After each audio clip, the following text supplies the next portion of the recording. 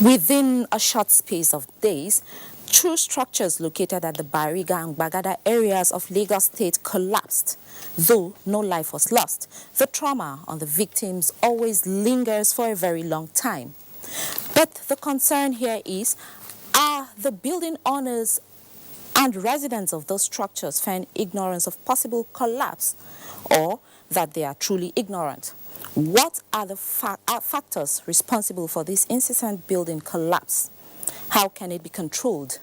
This is what Panorama from the Lagos Network Center will be examining today. I am Hingino John Adams.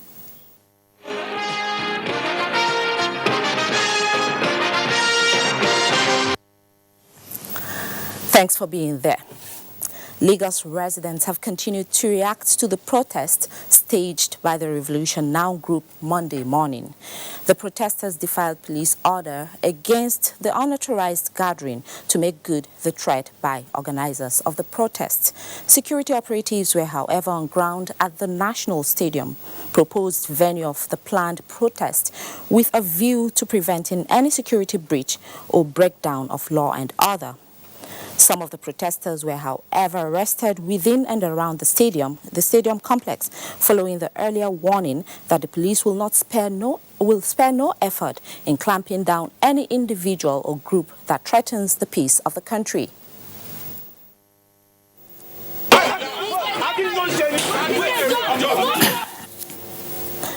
Meanwhile, the police have advised law-abiding Nigerians to go about their legitimate businesses, as the police will continue to protect them.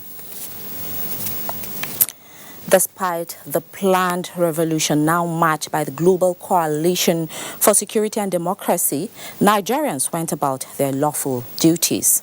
The presidency said this is an indication that Nigerians stood firm in defense of democracy by ignoring calls on social media to join a phantom revolution. A statement by the presidential assistant on media and publicity, Garba Shehu, says, "The president is humbled by the support not for himself or his governing party, but the support for the democratic values of modern-day Nigeria through the wisdom of those millions of citizens who choose democracy and not to undermine the elected government through the ballot box." The Global Coalition for Security and Democracy attempts to incite citizens and a revolution against their own democratic rights and interests have failed, the statement added. Meanwhile, the leadership of African Action Congress have dissociated itself from the revolution protest tagged Days of Rage by the party's suspended former national chairman Omoyele Sowore. A statement by the party's acting national secretary, Abayomi Francis, says the action was not initiated, supported, or sponsored by the African Action Congress. The party says the revolution is illegal and has nothing to do with the African Action Congress. The statement further reaffirmed the party's support for the Nigerian state, alongside its effort to uphold the constitution and laws of the land, and will not do anything to subvert the collective will of Nigerians, either to undermine the extempore integrity or solvency. Kaduna High Court, presided over by Justice Darius Kobo, has granted the leader of the Islamic movement in Nigeria, IMN, Shehu Ibrahim El-Zazzaki, and his wife leave to travel to India for medical attention. Abdullahi Mohammed reports that the court also ruled that El-Zazzaki and his wife be accompanied by government agents to guarantee their return for the continuation of their trial. Exactly the word used by one of the national dailies yesterday to describe the situation in Kaduna some hours to the continuation of the trial of Sheikh Ibrahim El-Zazzaki taking place at the High Court here in Kaduna. And today both parties, the prosecuting and defense counsel, have had their day in court, and Honorable Justice Darius Kobo has been able to peruse all the documents containing their argument for or against the sheikh going out of this country for treatment. And finally, the Justice Darius Kobo has granted leave to Sheikh Ibrahim El-Zakzaky to seek for medical attention abroad. There were 8 different medical reports that showed clearly that the applicants are in dire need of urgent medical treatment abroad. When can he agreed with the applicants and granted the application as prayed. The court said when he was effectively discharged by the hospital that he referred to Medenta Hospital in India. So as soon as he's discharged from the hospital, he returns to the country to continue his trial. And with this judgment, it means that Sheikh Ibrahim El-Zakzaky will now prepare himself to go abroad for medical attention. And then once he is discharged from that hospital, he will be back again to the court where he will continue to face the substantive charges against him, which basically will come any moment from now because the actual trial has been suspended indefinitely. I will definitely keep you posted when that happens. In Kaduna, my name is Abdullah Mohammed, NT News. In a related development, the Department of State Services, DSS, has received order granting Ibrahim El-Zakzaky leave to travel to India for medical treatment. Consequently, the service is liaising with relevant stakeholders to ensure compliance. A statement signed by the spokesman of the service, Peter Afunanya, indicates that this compliance is in conformity with the DSS avowed commitment to the rule of law inherent in a democracy.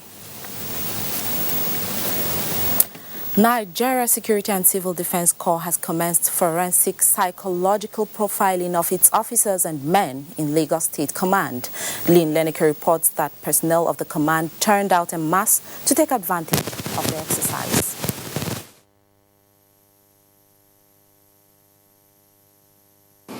The need for forensic psychological profiling of personnel of the NSCDC is part of measures being taken by the Corps to ascertain the psychological fitness of the officers and men in the performance of their duties. Commandant NSCDC Lagos Command Tajuddin Balogun said the exercise is in compliance with the directive of the Commandant General Abdullahi Muhammadu, who acted on the premise of some abnormalities committed by some of the personnel of the Corps in recent times.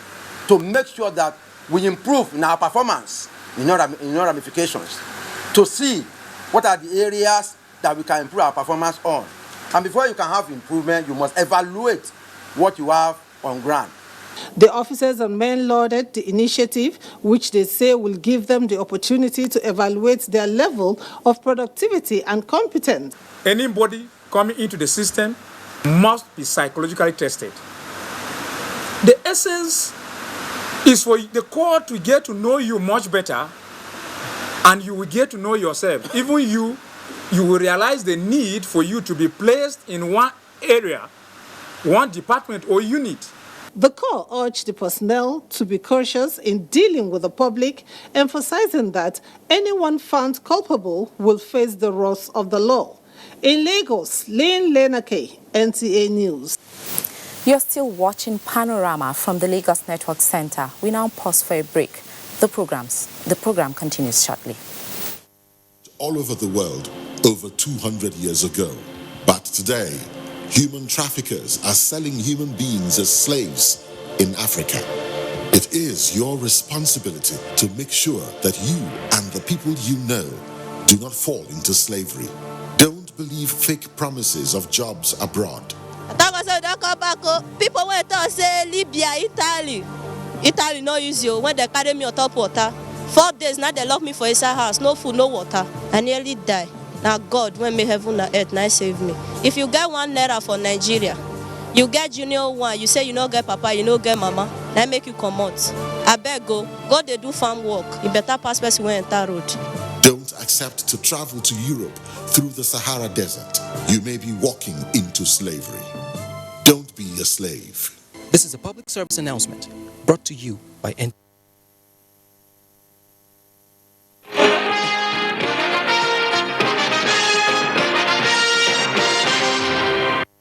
Thanks for being there. Now, the incessant collapse of buildings in Nigeria is a major concern not only to the government but also to the professionals who are claiming that the incursion of cracks into the profession is responsible for the high rate of collapse in the nation. Abolore Ogbara in this report examines some of the major causes of building collapse and the way forward. People are still there because the residents are much. In the last 4 years, Nigeria has recorded more than 60 cases of building collapse. The recent increase is identified with structural deficiency, faulty construction, foundation failure, fire problem, among other challenges surrounding building construction. Now that the government is tasking structural engineers and other experts connected with building construction, Lagos residents are of the opinion that commitment from all key players is necessary in addressing incessant building collapse across the country. People are now trying to cut corners. Engineers, developers, landlords and landladies. Because of the state of the economy, everyone is trying to make something out of nothing, and then they now compromise standards. For instance, we approve a building for 5 stories. We should be there to know that 5 stories is what has been approved. If anybody goes beyond that, you will know that this person, the foundation, cannot carry this building. So since the foundation cannot carry the building, it will collapse. I think that the dredging they are doing around Lagos caused most of the problem happening. The material that they mine that was suitable to the place to construct the building will not collapse. But because it's not sincere. So when you are not sincere to do something, at the end of the day, it will have impact. I've seen a lot of houses, they are building story buildings, and the materials they are using is not even enough. The Council of Regulating Engineers and also the Standard Organization of Nigeria, they are actively involved and fully involved in ensuring that they work with government to ensure that the right people participate in the construction of buildings and also in the supervision of buildings. It could be remembered that following the building collapse at Itafaji area of Lagos in March this year, the state government commenced an immediate demolition of 180 buildings marked for demolition. To further reduce the trend, Lagos state government urged residents to report any dilapidated buildings to the relevant authorities. In Lagos, Abolore Ogbara, NT News. Live in the studio is Engineer Fumi Banjoko, Chairman, Construction and Engineering Group, Lagos Chamber of Commerce and Industry. Glad to have you with us. Thank you for having me. All right, Engineer, just last week, another building collapsed in Lagos, though no life was lost. And from our background report, we noticed that there is an increase in the number of buildings that collapse in Lagos. What do you think is actually responsible for this? Well, the increase, first thing to me, the things are happening now. Most of the buildings were built a few years back, which is, we should find out when. But then when you look at the locations where the buildings collapse, Bariga, Lagos Island, most of the areas are swamp areas where you need special foundations, where you need real professionals being at work. So first thing, we need to investigate and find out. When you even say who built, where the buildings are approved, you find that a number of buildings are not approved. But even where they are approved, is it what was approved that was constructed? And so it brings us to more enforcement on all sides, not just government, professionals and people around. But then why now? We'll go back. This might have been 20, 30 years ago problems, and that is just happening now. If buildings don't collapse during construction, the next time you're going to have an effect will be way down the line. And even the contractors, everybody will have forgotten the evil or the ill they performed then. So now, what are the signs of a failed structure? Because you find out that people actually live in those buildings until we hear stories of tragedy that we begin to take action. What are the signs? Well, the signs of a failed structure, some are visible. Cracks that keep widening, opening, tilting.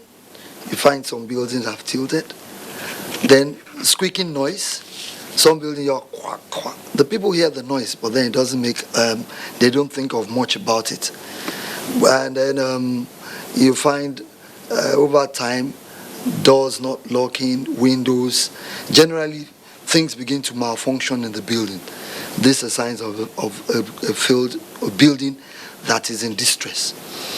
And a building in distress is not a death warrant immediately, because at the point those things start happening, remedies you can still remedy the building. But when they're not quickly remedied, then you have a problem. And the remedy might be extensive in some cases, but it's redeemable if people do what they need to do at that point. Now, away from government, people always blame government, but I think individuals need to do more. You talked about some remedies to be done. You find out that you see cracks on buildings, you see people patching the cracks. Is that what they should do, or they should go an extra mile of doing other things? So if a building has cracks, is to investigate what kind of crack, because different cracks, diagonal, vertical, and all have different meanings, and the slab. But even with the cracks, they are repairable. So depending on the kind of crack, patching might work, you put wire gauze and all. But some cracks might come from foundation. And so if you have a crack, professionals should be called in to have a look at the crack, deep investigation. Why is this building cracking? Why is this building tilting? And then based on that, you get a report. But before you get to that, because the repair, it's hard. Even from the beginning, who has designed your house? Is the house designed at all? Who designed it? But what happens in a number of buildings is Mr. A sees a building, number one, he says, now so then build the first house, and just replicate exactly what he has seen. Whereas, even within a small mass, you can have different foundations, different things happening in the same area. So, do you have a soil test? If there is no soil, especially in those areas, the swamps and the unstable area. So, a building on its own, building 1 should be different from building 2. I want only 2 people to live in my house. In this house, there will be 30 people living in a room. It's not the same thing. A lot of those areas also, when you look at where the buildings collapse, you find that is an area where you have masses. So most likely, a building has been developed for residential, assuming 2 people in a room, 3 people in a room, and suddenly they've been converted, you have 10 people in a room, and it's constant width, then you're going to have problems. Definitely affect the building, because that wasn't the initial design concept. So the use of a building is key. And if I think about the areas where buildings have collapsed, the one in Itafaji was converted to a school, number of masses. Oshodi, Bariga, the areas where you have lots of people staying in. And I dare say, most likely the building hasn't been properly used. Now to a very crucial question. Yeah. Is it possible to totally eradicate building collapse in Nigeria? It is possible. But I also say buildings collapse all over the world, in the best of the countries, from the US to China to Europe. But can you eradicate? Yes, you can. At least take it closer to 0. So how can we achieve that? How can we achieve that? From the beginning, you want to build a house. Call the architect to design. Use professionals. Call the structural engineer to do a proper design. Do a proper costing. When you cost the building and you see that my money can't get me to 2 floors or this, remodel it to what suits you, what you can afford. So when you get the professionals involved, then even the society also can be involved. You see a building, even while they are building, you look at it. Some things are so obvious to everybody to know that the material they are using in this building is not standard. You see people using clay to mix, to do concrete. You know that something is going to happen. So even the society can also help. You see a building going up at the speed of light, bad materials being used. Even to you, to the layman, you can't see a professional handling it. You see your neighbor that you know is a carpenter, or he doesn't even have any profession, and he says, I'm the one in charge of that building. He's going on 3 floors and all. You know it's disaster waiting to happen. And then government, but it's not government alone, because you have to report to here. Because people, a number of times, even people submit documents. They can only see what they see. So they approve documents that are supposed to be right. But if you give me a document, that's what I'm doing.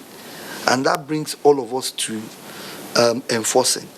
The societies, the individual professional bodies might be doing more, might have to do more. But then, is it our law? Is it our society? So if I design a building, the way the society is still organized today, I don't have to supervise. I sign off by them. But then if we start enforcing such things, if you design a building, you must supervise the building. It might take up the cost of construction a little bit, but most likely no, because a number of times the quacks people pay more than they pay professional. But then you're sure of the eventual outcome. Okay, you just talked about substandard products in buildings. Yes. What is the role of maybe, let's say, SON, Society of Engineering, in curtailing this? Well, I know SON, ideally, but then it's how do you advertise? There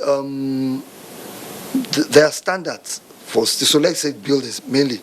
You have sand, cement, and steel. Most of the cement countries or companies have ISO. They are approved. They have standards. So you say not the part of cement. Most of the steel factories also have standards. Now the Nigerian standards even for designs. So that also has gone. Now, the third part comes to the users. Out of all these companies, am I sure I'm buying from the right person and the ones that are standard, which they keep doing? What's the role of the engineering society? They have monitoring group, but how far can you go?